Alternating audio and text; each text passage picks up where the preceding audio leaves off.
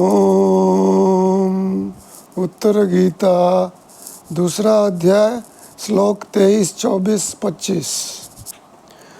शरीरं च जहात्येवं निरुच्वासश्च दृश्यते स निरुष्मा निरुच्वासो निःश्रीको हतचेतनः ब्रह्मणा सम्परित्यक्तो मृत इत्युच्यते नरैः श्रोतोभिर्यैर्विजानाति इन्द्रियार्थान् च शरीरभृत् तैरेव न विजानाति प्राणानाहारसम्भवान् तत्रैव कुरुते काये यह स जीवः सनातनः।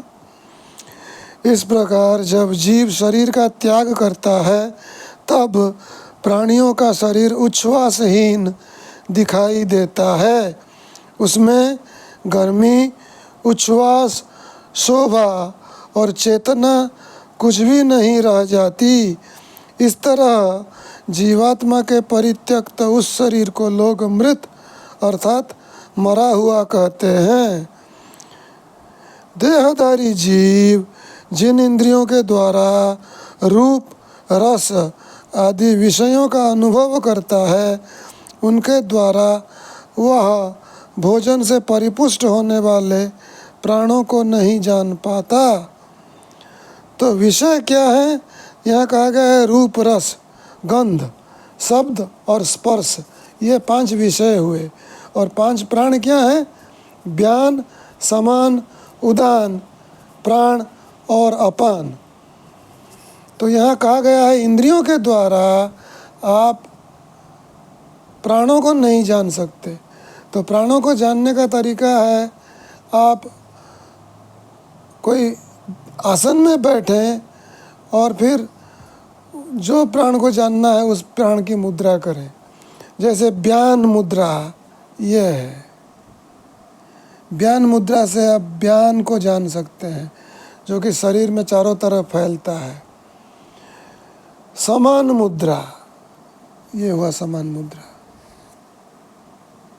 समान मुद्रा से आप समान वायु को जान सकते हैं। उदान मुद्रा, उदान मुद्रा से आप उदान वायु को जान सकते हैं। और कल पिछले प्रवचन में समझाया गया था प्राण मुद्रा, ये हुआ प्राण मुद्रा। इसके द्वारा प्राण वायु को जान सकते हैं। और ये हुआ अपान मुद्रा, इससे आप अपान वायु को जान सकते हैं। तो यहाँ कहा गया है देहधारी जीव जिन इंद्रियों के द्वारा रूप, रस, शब्द, स्पर्श और गंध आदि विषयों का अनुभव करता है उनके द्वारा वह भोजन से परिपुष्ट होने वाले प्राणों को नहीं जान पाता। इस शरीर के भीतर आकर जो कार्य करता है वह सनातन जीव है। अब श्लोक 26 और श्लोक 27 में बताया गया है कि मर्म स्थान क्या है। तथा यद्यद् भवेत् युक्तं सन्निपाते क्वचित् क्वचित् तत्तन्मर्म विजानीहि शास्त्रदृष्टं हि तत्तथा। कहीं कहीं संधि स्थानों में जो अंग संयुक्त होता है उसको तुम मर्म समझो, क्योंकि शास्त्र में मर्म स्थान का ऐसा ही लक्षण देखा गया है। श्लोक 27। तेषु मर्मसु विन्नेषु ततः स समुदीरयन् आविश्य हृदयं जन्तोः सत्वं चासुरुणाद्धि वै।